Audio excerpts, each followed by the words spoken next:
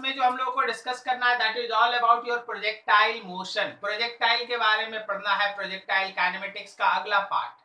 Kinematics में अभी तक जो आप पढ़े हैं that is motion in straight line, और उस स्ट्रेट लाइन के ऊपर आप देख चुके हैं कि कैसे आप velocity, acceleration, displacement, distance in सब के ऊपर चर्चा करते हैं। लेकिन उन्हीं सब से मिलता जुलता आज आप मोशन पढ़ेंगे, two dimensional motion under constant acceleration and motion is said to be projectile motion। projectile motion, अब प्रोजेक्टाइल किसको कहते हैं? देखो इस पर्टिकुलर फुटबॉल में जो बॉल गोल हो रहा है उसको एक बार इसके पैर से जब बॉल को हिट किया गया, एक बार जब उसके पैर से बॉल को हिट किया गया तो उसके हिट करने के बाद, उस बॉल के हिट करने के बाद क्या उस बॉल पे कोई और अलग तरह का फोर्स काम किया? उसका इंटरनल कुछ फोर्स काम किया कि केवल एक फोर्स काम किया? mg बोलो, समझ में आया? जैसे ही ये बॉल पैर से हिट करने के बाद हवा में है तो उस पे केवल एक फोर्स काम कर रहा है नीचे की तरफ, mg बोलो, समझ में आ रहा? कोई भी ऐसा पर्टिकुलर बॉडी जो एक बार प्रोजेक्ट करने के बाद only under the influence of gravity move करता है, केवल और केवल ग्रेविटी के इन्फ्लुएंस में मूव करता है, उसको हम लोग कहते हैं प्रोजेक्टाइल। जैसे ये मार्कर देखो, इस मार्कर को अगर हम थ्रो कर दिए तो एक बार मेरे हाथ से छूटने के बाद ये केवल इस पे mg काम कर रहा और कोई नहीं। इसके अंदर का कोई इंटरनल एनर्जी नहीं है, इसके अंदर में कोई इंजन नहीं है, इसके अंदर का कोई मस्कुलर फोर्स नहीं है, केवल और केवल अंडर इफेक्ट ऑफ mg ये वर्क करता है या मूव करता है। ऐसे पर्टिकुलर बॉडी को आप कहते हैं प्रोजेक्टाइल। सोच के बताइए आप लोग सब कोई, आप अगर किसी बॉल को उठा के ऐसे फेंक दिए, क्या उस बॉल का मोशन प्रोजेक्टाइल है? आप किसी स्टोन को ऐसे हवा में फेंक दिए, क्या उस स्टोन का मोशन प्रोजेक्टाइल है? ठीक। आप अगर किसी एरोप्लेन के मूवमेंट को लेते हैं, एरोप्लेन उड़ रहा है हवा में, क्या उसका मोशन प्रोजेक्टाइल है? नहीं है, क्योंकि एरोप्लेन जब उड़ रहा है तो वैसे केस में उसके अंदर का इंजन भी काम करता है, तो उसका मोशन प्रोजेक्टाइल नहीं। अच्छा आप बताइए, आप अगर किसी पर्टिकुलर रॉकेट को लॉन्च करते हैं, देखा ना दिवाली वाले में क्रैकर जो पटाखा होता है, उसको में अगर किसी रॉकेट को तुम जला दिया तो उड़ा ऐसे चला गया, क्या उसका मोशन प्रोजेक्टाइल है? नहीं। तो आप इस बात का बिल्कुल सही तरीके से अंदाज लगा रहे हैं कि प्रोजेक्टाइल मोशन मतलब ऐसा पर्टिकुलर बॉडी होगा जिसका एक बार प्रोजेक्ट होने के बाद, एक बार फेंके जाने के बाद, एक बार इस तरह से किक किए जाने के बाद केवल और केवल उस पे mg काम करेगा और कोई दूसरा फोर्स नहीं। ऐसे मोशन को आप प्रोजेक्टाइल मोशन कहेंगे, बॉडी को प्रोजेक्टाइल कहेंगे। जिस वेलोसिटी से हिट हो रहा है, जिस वेलोसिटी से यहां से हिट किया गया है, उसको कहेंगे वेलोसिटी ऑफ प्रोजेक्शन, और हॉरिजॉन्टल से जितने एंगल पे आप हिट करेंगे उसको कहेंगे एंगल ऑफ प्रोजेक्शन। क्या मेरी बात समझ में आई? यस। एंगल ऑफ प्रोजेक्शन, जितने एंगल पे आप प्रोजेक्टाइल को फेंके हैं वो कहलाया एंगल ऑफ प्रोजेक्शन। जिस वेलोसिटी से आप फेंके हैं वो वेलोसिटी कहलाया वेलोसिटी ऑफ प्रोजेक्शन। जिस बॉडी को आप फेंके हैं वो कहलाया प्रोजेक्टाइल, और इस बॉडी का जो मोशन आपको दिखाई दे रहा है वो कहलाया projectile motion. Is this clear? Yes sir. देखो तुम्हारे पास प्रोजेक्टाइल मोशन, वही चीज अब है ना, स्टेशनरी है, चीजों को समझो, ठीक है? प्रोजेक्टाइल मोशन वही चीज, स्टेशनरी है, चीजों को थोड़ा समझो। देखिएगा ध्यान से, ये जो तुम्हारे सामने बॉडी रखा हुआ है, एक बार हवा में जाने के बाद इस पे कोई दूसरा एक्सटर्नल फोर्स काम नहीं कर रहा, तो that body is said to be projectile. जिस वेलोसिटी से आप फेंके हैं, ये है हम लोगों का प्रोजेक्टाइल का वेलोसिटी, और जितने एंगल पे आप फेंके हैं ये कहलाया projection velocity, projection angle, projection angle या एंगल ऑफ प्रोजेक्शन।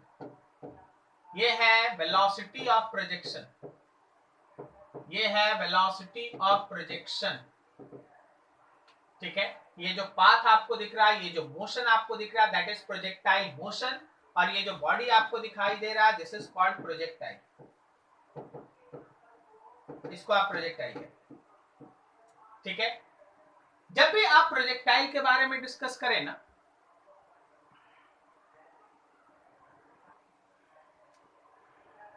जब भी आपके पास इस तरह से बॉडी फेंका जाएगा, only under the effect of gravity काम करता है, केवल और केवल नीचे की तरफ एक ही एक्सेलरेशन काम कर रहा है और वो एक्सेलरेशन है जी, ठीक है, वर्टिकली डाउनवर्ड। जो मोशन शो किया वो प्रोजेक्टाइल मोशन, जो हमारा बॉडी है वो प्रोजेक्टाइल। जब कभी भी आप किसी प्रोजेक्टाइल के बारे में मोशन से डिस्कशन करें ना, आपको कुछ कुछ इंपॉर्टेंट चीज है ना याद रखना पड़ता है, ठीक है। जैसे अगर आप ध्यान देंगे तो जब भी आप किसी प्रोजेक्टाइल में बात करेंगे, कुछ इंपॉर्टेंट पॉइंट्स,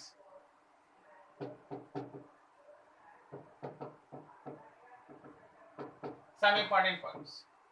सबसे पहला आप ये मान के चलेंगे कि जो हमारा g का वैल्यू है, g इज कांस्टेंट। g को आप वेरिएबल नहीं लेंगे, g को वेरिएबल नहीं लेंगे, g को आप कांस्टेंट लेंगे। 9.8 मीटर पर सेकेंड लेंगे या 10 लेंगे, ये डिपेंड करता है डाटा के ऊपर। अदरवाइज आप g को वेरिएबल नहीं लेंगे, g को आप कैसा लेके चलेंगे भाई? कांस्टेंट लेके चलेंगे। g को आप है ना याद रखिएगा, आप g को कांस्टेंट लेके चलिए, g इज कांस्टेंट। दूसरा, rotation of earth must be neglected. आप ये भूल जाइए कि अर्थ घूम रहा है, आपको अर्थ के रोटेशन से कोई मतलब नहीं होना चाहिए। कोई हमको ये नहीं बोलेगा कि सर अर्थ घूम रहा है, उसका इफेक्ट आप नहीं पढ़ाएं, तो हम लोग को प्रोजेक्टाइल में अर्थ के घूमने का इफेक्ट लेना ही नहीं, मान के चलना है अर्थ रुका हुआ है। अर्थ के रोटेशन के बारे में हम लोग को कोई चर्चा नहीं करना है। तो जब भी आप प्रोजेक्टाइल पढ़ेंगे, जी का वैल्यू कांस्टेंट लेंगे, अर्थ के रोटेशन के बारे में आप कोई चर्चा नहीं करेंगे। Third, air resistance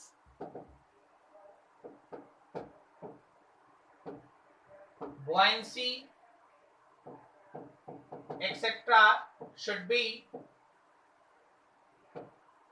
neglected।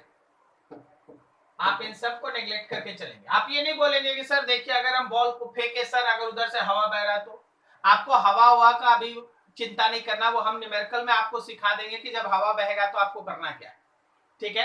Otherwise आप जनरल डिस्कशन जब आप प्रोजेक्टाइल में करेंगे तो आपको ना हवा बहाना है, ना बॉयंसी लेना है, ना अर्थ को रोटेट कराना है, ना जी का वैल्यू वैरी करना है।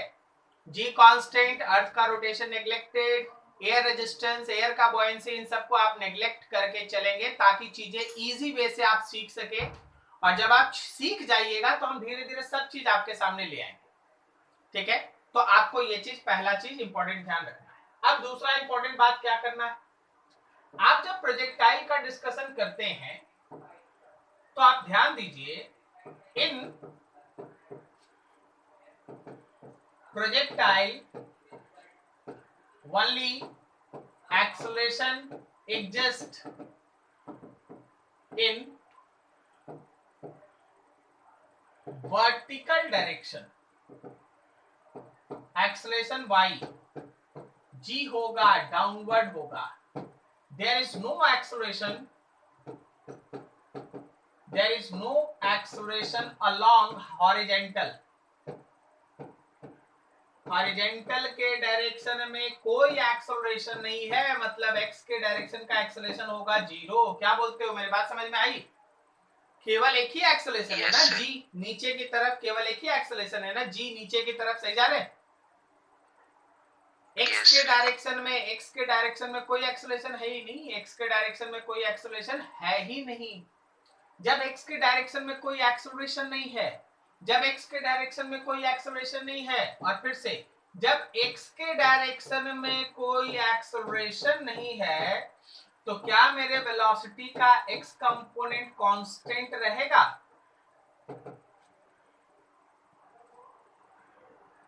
क्या मेरी बात समझ में आई? सर एक बार फिर से रिपीट करिए ना, आवाज रुक रुक के आ रहा है और ये बैकग्राउंड को समझ में भी नहीं आ रहा सर क्या लिख रहे हैं। 3 बैच पढ़ लिया, 3 बैच को समझ में आ गया, तुम पहला विद्यार्थी मिला जिसको नहीं समझ में आया, ठीक है। ये बैकग्राउंड वाला मसला जहां तक है, बाकी रिपीट कर दे रहे, कोई दिक्कत। नेटवर्क के इशू की वजह से आप लोग को है ना ये ज्यादा धुंधला दिखाई दे रहा होगा, लेकिन यहाँ पे कोई इशू नहीं है, चल रहा है, ठीक है। सब ब्लर दिख रहा है। हाँ, ये सब थोड़ा ब्लर दिख रहा है। मेरा नेटवर्क ठीक है, थोड़ा ब्लर है। नहीं पूरा ब्लर कैसे है, देखो देखो जब मेरा खराब रहता हम खुद रुक जाते। नहीं सर क्लियर है, लेकिन सर बैकग्राउंड पूरा खराब है, तो बैकग्राउंड में सर में खराब। ठीक है, आज भर काम चलाइए, कल बदल देंगे। आज तो आप बदल नहीं सकते ना, टाइम। आगे देखिए, एक्सेलरेशन x 0 है, वेलोसिटी x कांस्टेंट होगा। पूरे प्रोजेक्टाइल मोशन में केवल एक ही एक्सेलरेशन है, नीचे की तरफ g। हॉरिजॉन्टल डायरेक्शन में कोई एक्सेलरेशन नहीं है। अगर हॉरिजॉन्टल डायरेक्शन में कोई एक्सेलरेशन नहीं है, x के डायरेक्शन में कोई एक्सेलरेशन नहीं है, तो क्या वेलोसिटी को कांस्टेंट माना जाए? Yes sir, yes sir, yes sir. लेकिन y के डायरेक्शन में एक्सेलरेशन है g, और वो भी डाउनवर्ड है। तो याद रखना कि जो y के डायरेक्शन का वेलोसिटी आएगा वो वेरिएबल होगा। मतलब वेलोसिटी जो है वो y के डायरेक्शन में वैरी करेगा, वेलोसिटी जो है वो y के डायरेक्शन में वैरी करेगा, x के डायरेक्शन में वेलोसिटी कांस्टेंट रहेगा। क्या मेरी बात समझ में आई? x के डायरेक्शन में सबसे इंपॉर्टेंट, पूरे पढ़ाई का सबसे इंपॉर्टेंट बात यहां लिखा हुआ, x के डायरेक्शन का वेलोसिटी कांस्टेंट है क्योंकि एक्सेलरेशन 0 है, y के डायरेक्शन का वेलोसिटी वेरिएबल है क्योंकि एक्सेलरेशन है g के बराबर है, नीचे की तरफ है। इस दो लाइन में किसी को कोई doubt? No sir, no sir. चलिए ठीक, अब आइए यहाँ पे। अब आपको इस मोशन के बारे में एक एक करके है ना देखते चलना है, हर जगह मोशन को डिस्क्राइब करना है। हम लोग सबसे पहले देखने जा रहे हैं variation in horizontal component of velocity. जब प्रोजेक्टाइल को एक बार ये पर्सन किक करता है, बॉल को एक बार ये पर्सन किक करता है, तो किक करते समय इसका वेलोसिटी ऑफ प्रोजेक्शन u है, एंगल ऑफ प्रोजेक्शन है थीटा। अच्छा, जब ये किक कर रहा था, क्या उस समय वेलोसिटी का एक x कंपोनेंट होगा इस डायरेक्शन में? यस। क्या वो u का cos थीटा होगा? बोलो। Yes sir. ठीक, यस सर। और इसी समय क्या इसके वेलोसिटी का एक y कंपोनेंट भी होगा ना ऊपर की तरफ? Yes sir. क्या वो u का sin थीटा होगा? ठीक है, अब देखो इस पूरे मोशन में नीचे की तरफ एक एक्सेलरेशन है g के बराबर, पूरे मोशन में नीचे की तरफ एक एक्सेलरेशन है g के बराबर। तो सुनिएगा ध्यान से, बिकॉज हम लोग देख चुके हैं कि जो हॉरिजॉन्टल कंपोनेंट ऑफ वेलोसिटी है दैट ऑलवेज रिमेन्स कांस्टेंट, मतलब जो x के डायरेक्शन का वेलोसिटी है, अगर तुमसे कोई यहां पूछे x के डायरेक्शन का वेलोसिटी, तुमसे कोई यहां पूछे x के डायरेक्शन का वेलोसिटी, तुमसे कोई यहां पूछे x के डायरेक्शन का वेलोसिटी, इवन टक्कर होने के जस्ट पहले तक कोई पूछे x के डायरेक्शन का वेलोसिटी, पता है हर जगह x के डायरेक्शन का वेलोसिटी सेम होगा। बोलो, समझ में आया? हर जगह x के डायरेक्शन का वेलोसिटी सेम होगा। फिर से बोलो।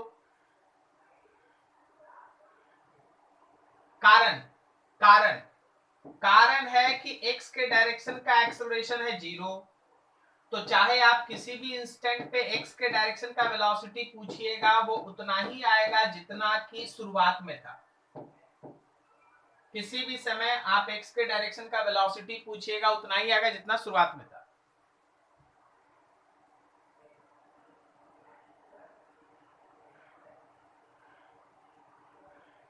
समझ में आई? Yes sir.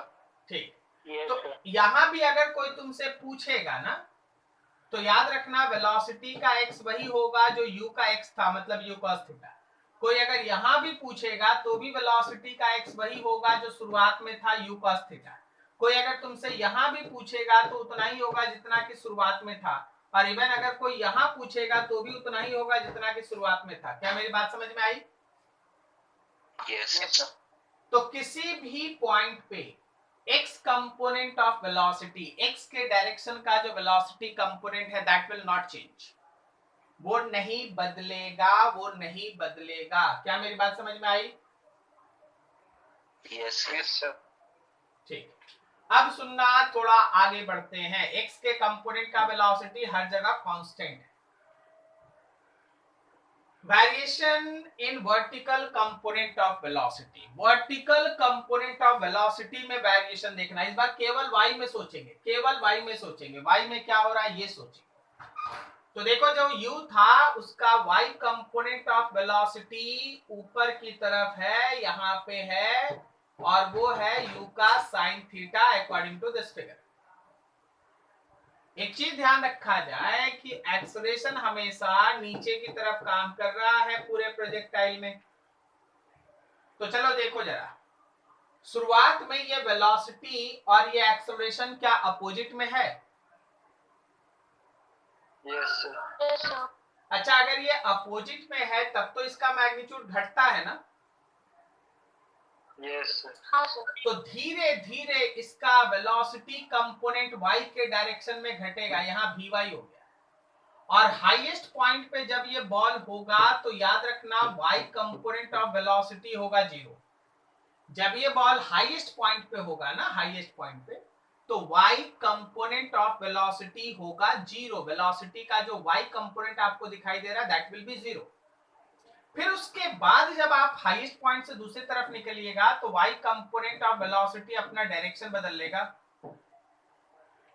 और फिर जमीन से हिट करते समय y कंपोनेंट नीचे की तरफ ऐसे होगा, बढ़ जाएगा। देख लीजिए y कंपोनेंट कैसे वैरी कर रहा है। आप बोलिएगा सर यहाँ ये क्या हो रहा है सर, एकदम नहीं समझे हम। तो हम आपको बताएंगे कि देखिए जी, आप कहीं पढ़े थे क्या ऐसे कि अगर वेलोसिटी और एक्सेलरेशन अपोजिट में होता है, बताओ कहीं पढ़ा था ऐसा कि अगर इनिशियल वेलोसिटी और एक्सेलरेशन अपोजिट में होगा तो वेलोसिटी कैसे वैरी करता है, बताओ थोड़ा। तो वेलोसिटी डिक्रीज करता है। वेलोसिटी पहले डिक्रीज करता है, एक क्षण के लिए 0 होता है, और फिर एक्सेलरेशन के डायरेक्शन में बढ़ता है। बोलो ये पूरा लाइन पढ़ा था कभी? यस तो बिकॉज ये वेलोसिटी एक्सेलरेशन के अपोजिट में है तो धीरे धीरे ये घटेगा, 0 होगा, फिर उसके बाद जिस डायरेक्शन में एक्सेलरेशन है उधर बढ़ेगा। बोलो सही जा रहे हैं? Yes sir. हाईएस्ट पॉइंट पे y कंपोनेंट ऑफ वेलोसिटी कितना है? 0। अब एक दो और इंपॉर्टेंट लाइन हम जोड़ेंगे। कोई भी दो पॉइंट अगर आप ऐसा लेते हैं जो सेम हॉरिजॉन्टल लेवल में है, देखो जैसे ये वाला पॉइंट और ये वाला पॉइंट, तो इन दोनों जगह पे वेलोसिटी का मैग्नीट्यूड y कंपोनेंट में सेम होगा, डायरेक्शन अपोजिट होगा। अगर इस पॉइंट पे 10 मीटर पर सेकेंड ऊपर है तो सेम हॉरिजॉन्टल लेवल में 10 मीटर पर सेकेंड ही होगा, लेकिन नीचे होगा। यहां पे फेंकते समय भी सब कोई ध्यान दे, फेंकते समय अगर 20 मीटर पर सेकेंड ऊपर था तो ये वाला पॉइंट भी सेम हॉरिजॉन्टल लेवल में है तो 20 मीटर पर सेकेंड नीचे होगा, मतलब इसका मैग्नीट्यूड एग्जैक्टली उतना ही होगा जितना ui था। मेरी बात समझ में आ रही है? Yes sir. ठीक। तो सर अगर हम किसी इंस्टेंट पे वेलोसिटी को लिखना चाहें, y कंपोनेंट को लिखना चाहें, तो देखो y कंपोनेंट लिखने का दो तरीका होता है, वेलोसिटी लिखने का दो तरीका होता है। एक होता है टाइम डिपेंडेंट, 2 सेकंड के बाद y कंपोनेंट निकालो, 5 सेकंड के बाद y कंपोनेंट निकालो, फेंकने के तुरंत 2 सेकंड के बाद, 4 सेकंड के बाद, 10 सेकंड के बाद y कंपोनेंट निकालो। ये टाइम डिपेंडेंट बात हो गई। और दूसरा होता है कि जब बॉडी जमीन से 20 मीटर ऊपर है, 30 मीटर ऊपर है, 40 मीटर ऊपर है, उस समय वेलोसिटी निकालो, मतलब s के साथ फंक्शन। तो आपको याद है, आपको काइनेमेटिक्स का स्टार्टिंग में तो सिखा दिया गया था ना कि Vy is equals to uy plus ayt,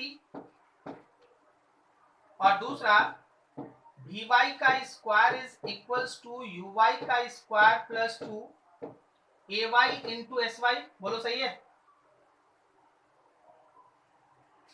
yes sir. ये दो तरीका है, v equals to u plus at, और दूसरा तरीका है v square equals to u square plus 2s, जिससे आप वेलोसिटी का y कंपोनेंट किसी टाइम पे या किसी पोजीशन पे निकाल सकते हैं। अब मेरा कुछ आपसे क्वेश्चन है, मान लीजिए जैसे हम इस पॉइंट का बात करते हैं, हम लोग इस पॉइंट का बात करते हैं, जब आप उस पॉइंट का बात कीजिएगा तो ये है एस वाई, और मान लो यहां फेंकते समय टाइम था 0 और यहां का टाइम है t equals to T. Vectors के नजरिए से सब चीज को देखिएगा, नहीं तो गलत हो जाएगा। अगर हम t टाइम पे vy निकालेंगे, uy है, ay है, तो बताओ साइन किसका क्या ले? uy का साइन क्या ले, प्लस ले या माइनस?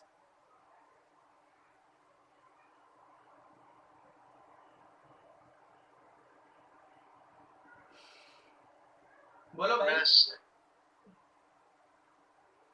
देखिए, अगर आप इतने दिन का काइनेमेटिक्स कंप्लीट नहीं किए हैं ना, तो आप बोल दीजिए हम अभी छुट्टी दे देते हैं, अब बेकार हो जाएगा क्लास। सर वॉइस क्लियर नहीं था सर। हम बोले ui का साइन क्या लेगा, प्लस की माइनस? Sir plus.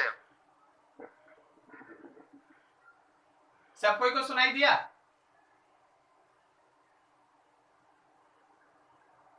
हाँ सर, इस बार सुनाई दिया। Yes sir. तो ui का साइन सबको समझ में आया, प्लस? Yes sir. तो ay का साइन क्या लेगा? माइनस। माइनस। तो यहाँ माइनस जी लिखना, जब न्यूमेरिकल बनाना या माइनस जी लिखना। अब यहाँ बताओ ay का साइन क्या लेगा? माइनस। और sy क्या लेगा? इस पॉइंट के लिए sy क्या लेगा? प्लस। प्लस। साइन के बगैर आप क्वेश्चन नहीं बना पाइएगा, ठीक है, इसलिए बी केयरफुल। तो आपको अगर किसी पॉइंट, किसी टाइम पे बात बोला जाएगा तो इस इक्वेशन को यूज करना, किसी पोजीशन पे बोला जाएगा तो आप इस इक्वेशन को यूज करना। सेकंड वाले इक्वेशन में vy का square equals to uy square plus 2ay into sy है। आप इसमें प्लस लिखे माइनस लिखे फर्क नहीं पड़ता, स्क्वायर है तो प्लस हो जाएगा। लेकिन यहां किसको माइनस और किसको प्लस लेना, ये बहुत सावधानी से लिखना, उसी के बेसिस पे आपका आंसर सही या गलत आने वाला है। क्या मेरी बात समझ में आई? यस। तो y के डायरेक्शन में वेलोसिटी ऐसे वैरी करता है। हाईएस्ट पॉइंट पे y कंपोनेंट ऑफ वेलोसिटी 0 होता है, शुरुआत में y component of velocity decrease करता है, उसके बाद फिर इंक्रीज करता है। चलो बढ़िया। अब अगला है वेरिएशन इन वेलोसिटी, मतलब आप x में देख चुके, आप y में भी देख चुके, अब आपको नेट वेलोसिटी का बात करना है। आप x में देख चुके कांस्टेंट रहेगा, आप y में देख चुके पहले घटेगा बिकम 0, फिर उसके बाद नीचे बढ़ेगा। अब हम लोग नेट वेलोसिटी का बात करते हैं। नेट वेलोसिटी देखो, किसी भी इंस्टेंट पे, चलो इसी इंस्टेंट को पकड़ लो भाई, शुरुआत में क्या था? शुरुआत में मेरा ux था, u cos थीटा, और मेरे पास uy था, फिगर के हिसाब से चलोगे तो u sin थीटा। अगर हम इस पॉइंट पे बात करते हैं तो यहाँ पे अगर हम vx को लिखेंगे तो vx मेरा उतना ही होगा जितना कि ux है, जितना ux है उतना ही vx होगा। ये हम लोग सीख चुके हैं कि horizontal component of velocity always remains constant, लेकिन y कंपोनेंट ऑफ वेलोसिटी थोड़ा कम होगा। कितना होगा ये डिपेंड करता है कि किस टाइम पे बात है, किस पोजीशन पे बात है।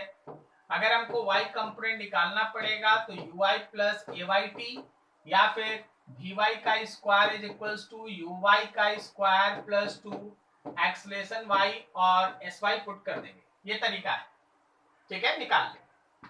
तो अगर हमको नेट वेलोसिटी इस पॉइंट पे लिखना पड़ा ना, तो वो इन दोनों का वेक्टर सम होगा। क्या बोलते हो, समझ में आया? यस।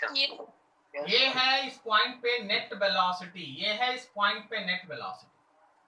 अगर आप उस पॉइंट पे नेट वेलोसिटी लिखते हैं एट एनी इंस्टेंट, अगर आप वेलोसिटी वेक्टर लिखते हैं तो वहां के x कंपोनेंट के साथ i कैप और वहां के y कंपोनेंट के साथ j कैप लिख दीजिए, ठीक है। अभी हम एक फॉर्मूला पुट करते हैं। क्या हम इसको लिख सकते हैं कि ये vx ux के बराबर होगा, ये जो vx है वो ux के बराबर होगा? क्या बोलते हो, समझ में आया? Yes sir. Yes sir. ये ux के बराबर आएगा, लेकिन ये जो vy है वो uy प्लस a/t से आपको निकालना पड़ेगा, तब लगेगा j कैप। ठीक है, ये रहा वेलोसिटी, ये रहा वेलोसिटी का वेक्टर फॉर्म। कोई बोल दे कि नहीं सर हमको वेलोसिटी का मैग्नीट्यूड चाहिए, तो भाई वेक्टर का मैग्नीट्यूड निकालना अब कोई बड़ा बात तो है नहीं। मान लो यहाँ 4 आ गया, यहाँ पे 6 आ गया, तो रूट अंडर 4 का स्क्वायर प्लस 6 का स्क्वायर कर लेना। लेकिन उससे इंपॉर्टेंट क्या आपको जानना चाहिए पता है, इसका डायरेक्शन। मान लो यहाँ ये एंगल अल्फा बना, अल्फा, तो क्या आप उस वेलोसिटी का डायरेक्शन निकालने के लिए tan alpha is equals to velocity का y बाई वेलोसिटी का x कर सकते हो? tan alpha is equals to perpendicular by base, perpendicular में vy आएगा और बेस में vx आएगा। बोलो सही जा रहे हैं? यस तुम और अगर इसको तोड़ के लिखना चाहो तो क्या लिख सकते हो, uy minus gt by ux। बोलो समझा? यस ठीक, uy minus gt minus x। तो नेट वेलोसिटी इधर है, नेट वेलोसिटी इधर है। अच्छा, अगर कोई बोलता है कि नहीं सर हम यहां बात करेंगे, सर हम है ना यहां बात करेंगे, तो उसका vx इधर होता, उसका vy नीचे होता, और जब तुम इन दोनों का रिजल्टेंट निकालते तो v इधर आता। बोलो सही जा रहे हैं? और अल्फा आता नीचे। तो पता है इस तरह इस मैक्सिमम हाइट के आगे, इस मैक्सिमम हाइट के आगे अगर तुम अल्फा निकालोगे, इस पॉइंट पे अगर तुम tan अल्फा निकालोगे तो आप minus vy by vx put कीजिएगा, अल्फा आ जाएगा निगेटिव। लेकिन निगेटिव से परेशान नहीं होना है, निगेटिव बता रहा है कि आप हॉरिजॉन्टल से नीचे हैं। देखिए ये वेलोसिटी हॉरिजॉन्टल से नीचे है, बोलो सही है? और पॉजिटिव का मतलब हो गया कि आपका वेलोसिटी हॉरिजॉन्टल से ऊपर है। Is this clear? Yes sir. तो माइनस माइनस देख के डरना उड़ना नहीं है, सबका एक लॉजिक होता है, उस लॉजिक को समझना है, उसी कॉन्सेप्ट के आपके दिमाग में डालने का कोशिश होता है पढ़ाते हैं जब। ठीक है, तो ये रहा तुम्हारे पास नेट वेलोसिटी अगर निकालना पड़ जाए तो कैसे सोचना है। नेट वेलोसिटी निकालने के लिए कोई भी अपने तरीके से सोच के बताओ तो क्या करना पड़ेगा। पहले हम लोग x निकाल लेंगे, x कंपोनेंट वेलोसिटी, हम लोग y कंपोनेंट वेलोसिटी निकाल लेंगे, फिर दोनों का वेक्टर सम कर देंगे। ठीक है, ऐसा करेंगे, जो आएगा वही आंसर होगा। बोलो सही है? Yes sir. अभी तक जो पढ़े हो उसका काम पहले देख लो। प्रोजेक्टाइल क्या होता है, this is just a simple and small introduction. Next है प्रोजेक्टाइल में क्या होता है, वेलोसिटी ऑफ प्रोजेक्शन, प्रोजेक्टाइल किसको आप कहते हैं, प्रोजेक्शन एंगल कौन होता है, और एक्सेलरेशन किधर काम करता है। एकदम फंडामेंटल्स, एक्सेलरेशन केवल और केवल y में काम करता है, वो भी डाउनवर्ड। प्रोजेक्टाइल जब आप पढ़ेंगे तो क्या क्या ध्यान रखेंगे, हमेशा आप एक्सेलरेशन ड्यू टू ग्रेविटी को कांस्टेंट लेंगे, आप अर्थ के रोटेशन के बारे में कोई चर्चा नहीं करेंगे, आप एयर रेजिस्टेंस या बॉयंसी इन सबको नेग्लेक्ट करके चलेंगे। जब आप प्रोजेक्टाइल का डिस्कशन करेंगे तो एक ही एक्सेलरेशन एग्जिस्ट करता है, that is acceleration along y axis downward g के बराबर। x के डायरेक्शन में कोई एक्सेलरेशन नहीं, तो जब x के डायरेक्शन में कोई एक्सेलरेशन नहीं है तो वेलोसिटी अलोंग x कांस्टेंट होगा। y के डायरेक्शन में एक एक्सेलरेशन है डाउनवर्ड, तो वेलोसिटी का जो y कंपोनेंट है वो वेरिएबल होगा, वेरिएबल होगा। अब इसी बेसिस पे आप देखें तो यहाँ पे सबसे पहले आपके पास था कि हॉरिजॉन्टल कंपोनेंट ऑफ वेलोसिटी कैसे वैरी कर रहा है ये बता। तो शुरुआत में ही हम लोग देख चुके हैं कि हॉरिजॉन्टल कंपोनेंट ऑफ वेलोसिटी तो वैरी ही नहीं करेगा, क्योंकि x के डायरेक्शन का एक्सेलरेशन है 0। जब x के डायरेक्शन का एक्सेलरेशन 0 है तो वेलोसिटी अलोंग x कांस्टेंट होगा। चाहे आपसे किसी भी पोजीशन किसी भी टाइम पे पूछ लिया जाए, horizontal component of velocity always have same value as the initial at point of projection। फेंकते समय जो भी horizontal component of velocity था हर जगह वही रहेगा, लेकिन ऐसी बात y component के लिए नहीं होती। जब आप y component का बात करते हैं, जब आप y component का बात करते हैं तो velocity का y component और acceleration ये दोनों अपोजिट में आपको दिखता है। तो शुरुआत में वेलोसिटी का y कंपोनेंट पहले घटता है मैक्सिमम हाइट तक, मैक्सिमम हाइट पे घट के ऑलमोस्ट जीरो हो जाता है, और फिर उसके बाद जिधर एक्सेलरेशन है उस डायरेक्शन में बढ़ने लगता है। किसी भी समय पे या किसी भी पोजीशन पे अगर आपको वेलोसिटी का y कंपोनेंट चाहिए तो आप टाइम के लिए इस इक्वेशन को और पोजीशन के लिए इस इक्वेशन का सहारा लेंगे। लेकिन एक दो चीज है जिसको आप हमेशा दिमाग में रखिए कि कोई भी दो पॉइंट जो सेम हॉरिजॉन्टल लेवल में होगा, कोई भी दो पॉइंट जो सेम हॉरिजॉन्टल लेवल में होगा, वहां वेलोसिटी का मैग्नीट्यूड सेम होगा, डायरेक्शन अपोजिट होगा। यहां ऊपर है तो यहां नीचे। मैक्सिमम हाइट पे y कंपोनेंट ऑफ वेलोसिटी होगा 0। क्या मेरी बात यहां तक क्लियर है सबको? यस। फिर हम लोग पूरे वेलोसिटी का वेरिएशन देखें। ठीक है भाई, x अलग से देख लिया, y अलग से देख लिया, v भी बता दीजिए। तो v का मतलब हुआ जो x कंपोनेंट आया i कैप, जो y कंपोनेंट आया j कैप। x कंपोनेंट तुम ऐसे लिखते हो, y कंपोनेंट ऐसे लिखते हो। तो कभी भी अगर नेट वेलोसिटी लिखना पड़ा तो x कंपोनेंट लिख लेना, y कंपोनेंट निकाल लेना। हम बोले x कंपोनेंट लिख लेना, y कंपोनेंट निकाल लेना, और उसके बाद फिर i कैप j कैप लगा के वेलोसिटी लिखो। अगर उस वेलोसिटी का डायरेक्शन या उससे रिलेटेड कोई डिस्कशन हो तो डायरेक्शन का मतलब ये होता है tan alpha. tan alpha is equals to y component by x component, y component by x component, this is the value. अगर आप मैक्सिमम हाइट के राइट में चले गए हैं, मैक्सिमम हाइट को क्रॉस कर गए हैं, ऐसा बोलना ज्यादा अच्छा है। अगर आप मैक्सिमम हाइट को क्रॉस कर गए हैं तो वेलोसिटी नीचे होता है, तो उस समय अगर आप अल्फा निकालिएगा तो वो नेगेटिव आएगा। लेकिन अगर आप मैक्सिमम हाइट के पहले ही बात कर रहे हैं तो वेलोसिटी ऊपर जा रहा होता है, तो उस समय अल्फा आपका पॉजिटिव आता है। क्या मेरी बात क्लियर है यहाँ तक? Yes sir. Yes sir. आइए फिर एनर्जी और मोमेंटम के बारे में थोड़ा बात करते हैं। एनर्जी और मोमेंटम के बारे में थोड़ा बात करते हैं। देखो, जिस पॉइंट से आप फेंक रहे हो वहां स्पीड मैक्सिमम होता है, तो इस पॉइंट पे याद रखना कि काइनेटिक एनर्जी होता है मैक्सिमम और पोटेंशियल एनर्जी होता है 0। हम 0 इसलिए बोल रहे हैं क्योंकि ये है मेरे पास रेफरेंस लेवल। हम लोग यहीं से पोटेंशियल एनर्जी मेजर करेंगे। आप लोग मेजर करते हैं ना पोटेंशियल एनर्जी mgh, याद आया? Yes sir. Yes sir. उसमें h क्या होता है? उसमें h क्या होता है? h होता है हाइट। h होता है जिससे आप पकड़ के चले हैं ना, उससे हाइट लेके चलना, हाइट लेके चलना। ओके, तो जब आप mgh में h को हाइट के लिए स्टैंड कराते हैं, h इज फॉर हाइट, तो यहीं पे रेफरेंस लेवल रख लो। यहां से कोई हाइट है ही नहीं, पोटेंशियल एनर्जी का वैल्यू है 0, पोटेंशियल एनर्जी है 0। अब जैसे जैसे ये बॉल ऊपर जाएगा इसका स्पीड घटेगा और हाईएस्ट पॉइंट पे इसका काइनेटिक एनर्जी डैश हो जाएगा। कितना हो जाएगा? 0। हमको लगा था आप यही बोलेंगे, इसीलिए हम डैश बोले। क्यों हो जाएगा हाईएस्ट पॉइंट पे काइनेटिक एनर्जी 0? वेलोसिटी 0। कौन तुमको पढ़ा दिया वेलोसिटी 0 होता है? हम नहीं पढ़ा है, मेरे पास रिकॉर्डिंग भी है, मेरे पास स्लाइड भी है।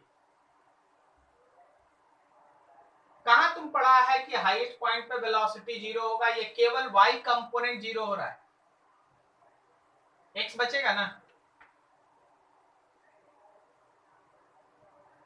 बोलो, समझा? यस। हाईएस्ट पॉइंट पे 99% स्टूडेंट्स को यही प्रॉब्लम होता है कि वो हाईएस्ट पॉइंट पे सोचता है वेलोसिटी 0, वो अपने से मन में गढ़ लेता है कुछ। मन गढ़ंत समझते हो? मन गढ़ंत अपने से गढ़ लेगा। अब बोलेगा आप ही तो बोले थे, तो है, हम नहीं बोले। y कंपोनेंट ऑफ वेलोसिटी 0 होता है, x कंपोनेंट तो भाई रहता है।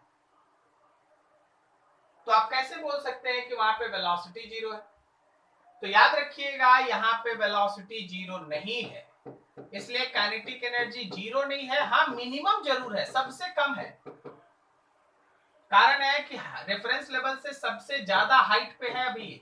जब ये रेफरेंस लेवल से सबसे ज्यादा हाइट पे है तो यहाँ पोटेंशियल एनर्जी मैक्सिमम है mgh के बराबर। क्या मेरी बात समझ में आई?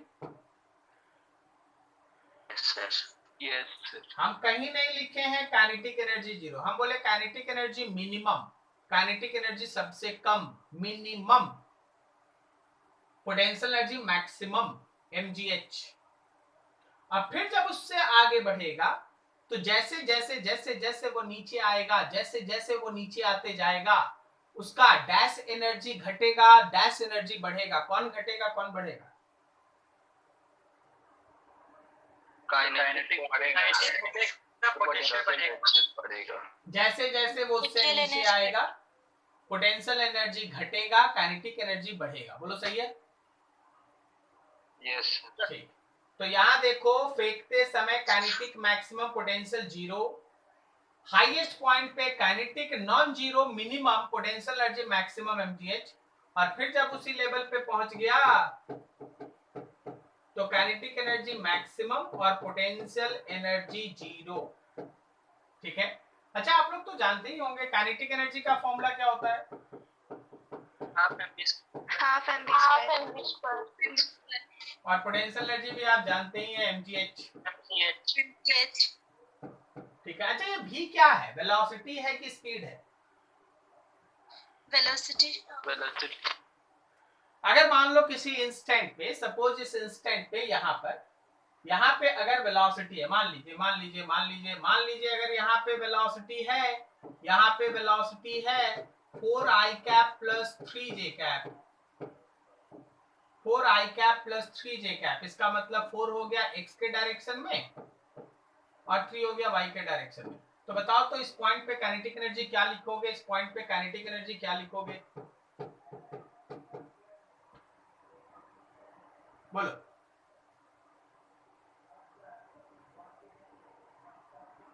अरे बोलो बोलो। आवाज आ रही है? यस। बोलो क्या लिखोगे kinetic energy? Sir 5/2 mass. Half m। v में क्या लिखोगे? बस हम यही पूछ रहे हैं, हम आपसे बस यही पूछ रहे, v में क्या लिखोगे? v में लिखेंगे हम लोग 4 और 3 का रिजल्टेंट मतलब 5। अरे यार स्पीड होता है वो v जो दिख रहा है ना, वो स्पीड होता है, मैग्नीट्यूड ऑफ वेलोसिटी होता है, ये मैग्नीट्यूड ऑफ वेलोसिटी होता है। Is this clear? Yes sir. वो मैग्नीट्यूड ऑफ वेलोसिटी होता है। आपको जैसे ये 4i cap plus 3j cap दे दिए ना, तो आपको 4 और 3 का रिजल्टेंट मतलब 5 लेके चलना है। समझ में आ रही है मेरी बात? Yes sir. यस।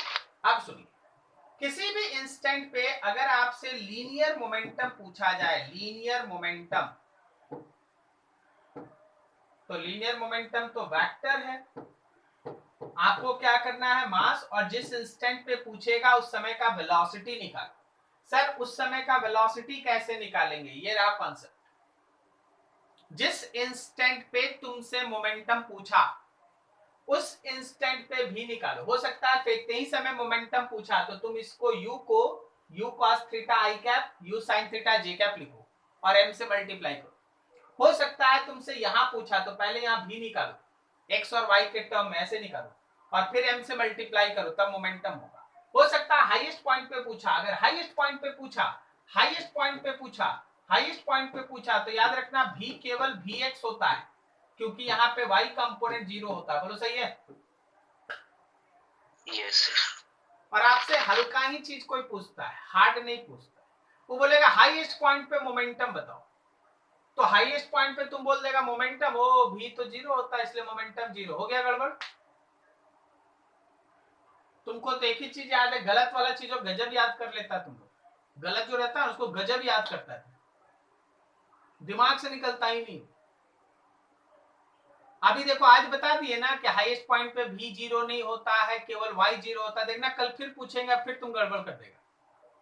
देखना ये गलत है ना, इसके लिए कोई है ना तुमको मोटिवेशनल बात का जरूरत नहीं पड़ता, अपने से तुम चीज, जितना दुनिया में गलत काम है गलत, उसके लिए कोई मोटिवेशन नहीं चाहिए, कोई ज्यादा दिमाग नहीं लगाना, सब तुरंत तुरंत अपने अंदर आता है। ये बाय नेचर, ये नेचर का रूल, ये बाय नेचर है, नेचर का। ठीक है, तो ये चीज है। अभी देखिए आपको हम कितना अच्छे समझा रहे हैं। देख भाई y कंपोनेंट 0 होता है, x नहीं। एक्स ही भी बचता है। अगर हाईएस्ट पॉइंट पे मोमेंटम पूछेगा तो सीधा मास को वेलोसिटी के एक्स से मल्टीप्लाई कर देना। किसी पॉइंट पे पूछेगा तो एक्स और वाई निकालना, पहले वेक्टर फॉर्म लिखना, बाद में मास से मल्टीप्लाई करना। मतलब मोमेंटम पूछने का मतलब है बच्चे से ये पूछा जा रहा है कि उसको वेलोसिटी आता है कि नहीं, क्योंकि उसके बाद तो एम से मल्टीप्लाई है। एम में क्या करेगा, एम में थोड़ी ना कुछ कर सकता है, ठीक है। तो मोमेंटम लिखने का मतलब ये होता है मास इनटू वेलोसिटी। जिस इंस्टेंट पे बोला जाएगा उस समय वेलोसिटी का एक्स कंपोनेंट ले लेना और वेलोसिटी का वाई कंपोनेंट ले लेना। अब देखो, जैसे बोलेगा जहां फेंके हैं वहीं पर, जैसे तुमसे बोला momentum at point of projection, point of projection पे मोमेंटम बताओ, तो क्या आपका answer m u cos theta I cap plus u sin theta J cap होगा?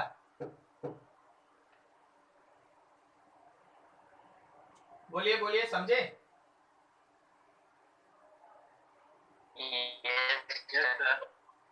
ठीक, तो ये सब था तुम्हारे पास काइनेटिक एनर्जी, पोटेंशियल एनर्जी और मोमेंटम का डिस्कशन। आई होप सो कोई डाउट नहीं है।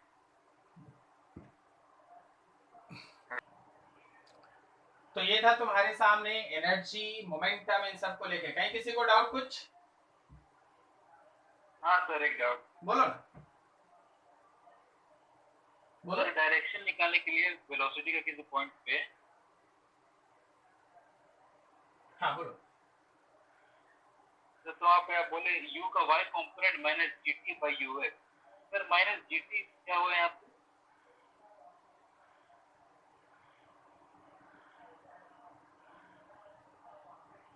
यहाँ आपसे पूछ रहे थे कुछ कि uy का क्या साइन लोगे और ay का क्या साइन लोगे? Yes sir. क्या बताए थे तुम? uy प्लस और ay क्या बताए थे? ay minus uy plus. हाँ, तो ay माइनस जी करेंगे तो वहां पे माइनस नहीं आ जाएगा, uy माइनस gt। अच्छा हाँ सर, ठीक। और कुछ किसी का? और कुछ किसी का? चलो कोई नहीं, ठीक, अगला बढ़ते हैं। अब यहाँ पे जो टर्म्स तुम्हारे सामने रखा गया है ना, वो कुछ डिस्कशन है, वो कुछ तुम्हारे सामने डिस्कशन है, जिस डिस्कशन को लेके आपके सामने कैरी फॉरवर्ड करना है, चलना है, ठीक है। देखिए, जब आप इस पर्टिकुलर प्रोजेक्टाइल को इस पॉइंट से एक सर्टेन वेलोसिटी से प्रोजेक्ट करते हैं, तो जहां से आप फेंक रहे हैं, कुछ पैरामीटर्स लिख रहे हैं, एकदम ध्यान लगा के पैरामीटर्स पे बहुत अच्छे तरीके से समझना चीजों को, ठीक है, क्योंकि उसी के बेसिस पे आगे हम लोग प्रोजेक्टाइल का स्कूल लेवल में यही क्वेश्चन आएगा। हम अभी बोल दें, टाइम पीरियड का डेरिवेशन करो, हॉरिजॉन्टल रेंज निकालो, मैक्सिमम हाइट निकालो, ये डेरिवेशन आने का चांस लगभग 90% कि यही आएगा। Time period, horizontal range, maximum height, इसका डेरिवेशन करो। तो ये डेरिवेशन जो तुम करोगे उसके लिए पहले कुछ पैरामीटर्स है, उसको जरा सीखो, अच्छे से समझो। जिस पॉइंट से तुम फेंक रहे हो, देखो, हॉरिजॉन्टल को आप एक्स एक्सिस लिखेंगे, वर्टिकल को वाई। क्या वहां एक्स कोऑर्डिनेट 0 है और वाई कोऑर्डिनेट भी 0 है, टाइम 0 है? बोलो सही है? ठीक। फिर ये ऐसे ऐसे यहां से मोशन करता हुआ यहां पे गिरा। क्लियर है? जितने देर तक कोई भी प्रोजेक्टाइल हवा में रहता है, जितने देर तक कोई भी प्रोजेक्टाइल हवा में रहता है, उसको कहते हैं time of flight. Time of flight, time of flight, period नहीं, टाइम ऑफ फ्लाइट, उसको हम लोग टाइम ऑफ फ्लाइट कहते हैं। तो जब ये यहाँ पे लैंड किया तो उसको हम लोग time of flight capital T से दिखाएंगे कि भाई इतने देर तक वो हवा में था, टाइम ऑफ फ्लाइट, ठीक है, कैपिटल टी। अब जरा गौर करो, हॉरिजॉन्टल डायरेक्शन में देखो, क्या वो आर के बराबर डिस्टेंस कवर किया है? क्या वो आर के बराबर डिस्टेंस कवर किया है? तो जो हमारा एसएक्स है वो कहलाता है रेंज, ये जो हॉरिजेंटल डिस्टेंस कवर किया, हॉरिजेंटल डिस्टेंस कवर किया उसको कहते हैं हॉरिजेंटल रेंज। हॉरिजेंटल रेंज मतलब ये जो डिस्टेंस कवर किया, जैसे आप यहाँ खड़े हैं, आप एक बॉल को फेंके, आपका दोस्त यहाँ खड़ा हो कैच ले लिया, तो उसके हाथ से इसके हाथ तक का जो डिस्टेंस है हॉरिजेंटल, उसको आप कहते हैं हॉरिजेंटल रेंज। क्या मेरी बात समझ में आई? यस। और इस पूरे मोशन में इस लेवल से जो सबसे ज्यादा ऊपर कहीं गया, इसको कहते हैं मैक्सिमम हाइट। ठीक है, मैक्सिमम हाइट इसको कहते हैं। अब जरा सुनना, जब ये यहां से चला था तो SY 0 था, जब ये ऊपर गया तो यहाँ पे SY मैक्सिमम है। इस पॉइंट पे अगर SY बोला जाए तो H के बराबर है। लेकिन जब ये वापस से उसी लेवल में आ गया तो क्या मेरे SY का वैल्यू 0 हो गया? यस। ठीक, सोचना, फिगर देखो अच्छे से। क्या आप इस फिगर के सिमेट्री को समझ पा रहे हैं? सिमेट्री को समझ पा रहे हैं? सिमेट्री मतलब आधा इधर आधा उधर। यस। तो अगर पूरा टाइम t है तो क्या आधा टाइम t/2 है? यस। यस। ठीक, अगर पूरा हॉरिजेंटल रेंज r है तो क्या आधा हॉरिजेंटल डिस्टेंस r/2 है? यस।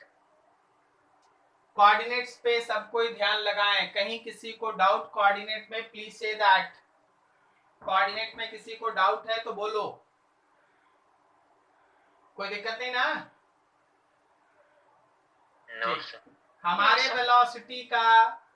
वेलोसिटी का x कंपोनेंट है u cos थीटा, हमारे वेलोसिटी का इनिशियल y कंपोनेंट है u sin थीटा। इस पूरे मोशन के दौरान एक एक्सेलरेशन है नीचे की तरफ, and that will be equals to g। Acceleration along y axis which is equals to g। g के बराबर एक्सेलरेशन है डाउनवर्ड डायरेक्शन में, g के बराबर एक्सेलरेशन है डाउनवर्ड डायरेक्शन में। ठीक है, अब सुनना, पहला टाइम ऑफ फ्लाइट निकालने के लिए हम लोग SY कोऑर्डिनेट को लेंगे। टाइम है कैपिटल T, तो क्या SY का वैल्यू 0 होगा? Yes sir. ठीक, चलो एक एक करके डेरिवेशन कंप्लीट करते हैं, छोटा छोटा डेरिवेशन। सबसे पहला है time of flight.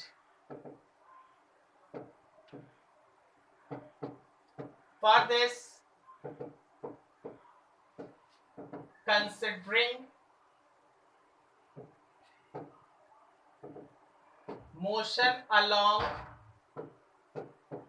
y axis, आप केवल y axis में सोचें, तो SY is equals to UYT plus half acceleration y and t square। सुनना जरा ध्यान से, SY का वैल्यू 0, UY ऊपर की तरफ था, अच्छा इसको रहने दो, अभी UY ही रहने दो। UY ये टाइम t है, प्लस हाफ एक्सेलरेशन नीचे की तरफ है, माइनस g है और ये t का स्क्वायर है, माइनस g है और ये t का स्क्वायर है। तो आपके पास आया 0 is equals to UYT minus half GT square. देखो तो इस लाइन में कहीं कोई प्रॉब्लम है क्या? ये जो लास्ट वाला लाइन लिखा है उसमें कहीं किसी को कोई प्रॉब्लम है क्या?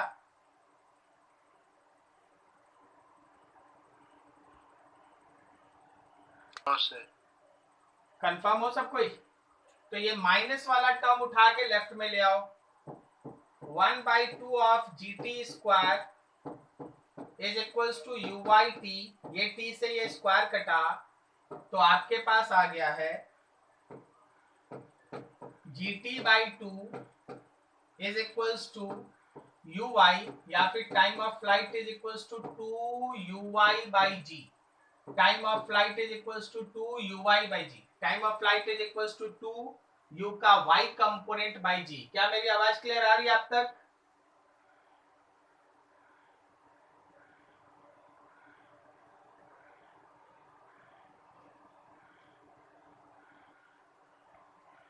तो देखो यहाँ पे जो तुम्हारा UY है वो UY कितना है? UY है हम लोगों का U का साइन थीटा। तो आपके टाइम ऑफ फ्लाइट का दो फॉर्मूला आप मान के चलेगा, एक 2u/g और एक मान के चलेगा 2u sin θ/g। तो आज से आपको एकदम याद रखना है कि अगर आप प्रोजेक्टाइल का डिस्कशन कर रहे हैं, इस तरह का प्रोजेक्टाइल जो आपके सामने अभी फिगर वाइज था, तो वैसे केस में टाइम ऑफ फ्लाइट का फॉर्मूला होता है 2 वेलोसिटी का y कंपोनेंट बाय g या 2u sin θ/g, 2u sin θ/g या फिर वेलोसिटी का y कंपोनेंट, आप u sin θ की जगह uy लिख, दोनों फॉर्मूला याद रहेगा। यस ठीक है, तो फॉर्मूला आपको है ना भूलना भी नहीं है, उसके बगैर आगे काम भी नहीं हो पाएगा। So be careful, always be careful. ठीक है, तो टाइम ऑफ फ्लाइट का ये फॉर्मूला का डेरिवेशन करने के लिए हम लोग कौन सा डायरेक्शन में गए थे? एस वाई के डायरेक्शन में गए थे। y के डायरेक्शन में मोशन का इक्वेशन लिखे, s is equals to uyt plus half ay into t square. जब हम लोग टाइम t लेंगे, हम लोग अभी पिछले फिगर में भी देख चुके थे कि जब हम लोग टाइम t लेंगे तो मेरे sy का वैल्यू होगा 0। तो जैसे ही हम लोग इस कोऑर्डिनेट में, इस पर्टिकुलर इक्वेशन में sy की जगह 0 पुट किए, टाइम की जगह कैपिटल T लिखे, एक्सेलरेशन की जगह -g पुट किए, डायरेक्शन नीचे था, सॉल्व करके लाए तो मेरे टाइम का इक्वेशन आया 2uy/g, uy की जगह u sin थीटा पुट कर दिए, 2u sin θ/g। Is this any problem किसी को भी कहीं भी? No sir. ठीक, अब इसी से जोड़ के एक और छोटा सा डेरिवेशन खत्म ही कर ले हम लोग, ये भी करते चले। और दूसरा है हम लोगों के पास डेरिवेशन फॉर हॉरिजेंटल रेंज के लिए डेरिवेशन। अब देखो, इसके लिए तुम लोग x के बारे में सोचो, x के डायरेक्शन में सोचो। Considering motion along x axis, जैसे sx is equals to uxt plus half acceleration x and t square. तुम लोग जरा इस फिगर पे गौर कर लेना एक बार, देखो अगर आप टाइम को t लिखते हैं तो sx r है, बोलो सही है? Yes sir. अगर आप टाइम को कैपिटल T लेते हैं तो sx r के बराबर है। अच्छा, आपको पता है प्रोजेक्टाइल में x के डायरेक्शन का एक्सेलरेशन 0 होता है? Yes sir. तीनों पैरामीटर ऊपर रख लिए, देयरफॉर sx के जगह r, यहाँ ux, t और अगला टर्म 0। तो रेंज का इक्वेशन हो गया ux, टाइम का इक्वेशन आप निकाल चुके थे 2uy/g। तो रेंज का फॉर्मूला हो गया that range will be equals to 2 u का x कंपोनेंट, u का y component divided by g। ये रहा रेंज का एक फॉर्मूला। मतलब आप ऐसे समझो कि जो हमारा हॉरिजेंटल रेंज है वो 2 वेलोसिटी, कौन सा वेलोसिटी? u से कौन सा वेलोसिटी तुम दिखाते हो? किसी इंस्टेंट का वेलोसिटी दिखाते हो कि या प्रोजेक्शन वेलोसिटी दिखाते हो? u से क्या दिखाते हो? u से हम लोग इनिशियल वेलोसिटी दिखाते हैं, जिससे वो फेंका गया है। बाद में वेलोसिटी बदलेगा वो हम नहीं है, ये मेरा इनिशियल वेलोसिटी वाला पैरामीटर है। शुरुआत में u शुरुआत, u का x, u का y, 2ux इंटू uy/g, ये हो गया रेंज। अब तुम क्या करो कि x वाले कंपोनेंट की जगह u cos थीटा लिख लो और y वाले कंपोनेंट की जगह u sin थीटा लिख दो। तो तुम देखोगे एक और इक्वेशन, तुम देखेगा u और u मिलके u स्क्वायर हो गया, 2 times of sin theta cos theta by g। सोच के बताओ, 2 sin theta into cos theta किसके बराबर? sin 2 थीटा के बराबर। तो रेंज का अगला फॉर्मूला आ गया u square sin 2 theta by g, u square sin 2 theta by g। ये रेंज का दूसरा formula, u square sin 2 theta by g। ठीक है, चाहेंगे हड़बड़ी में कुछ नहीं आगे बढ़ना, हम चाहेंगे पहले आप इन दोनों को अच्छे से देखें। पहले तो आप इस फिगर को अच्छे से देखें। इस फिगर में कहीं भी आपको कोई भी चीज में प्रॉब्लम है प्लीज से, क्या आपको समझ में आ रहा है? फेंकते समय सब कुछ 0 0 0 है, x coordinate y coordinate time सब 0। अब जैसे जैसे ये ऊपर गया, जितने देर तक ये हवा में है फिर अर्थ को टकराया, तो जितने देर तक वो हवा में है वो टाइम ऑफ फ्लाइट है।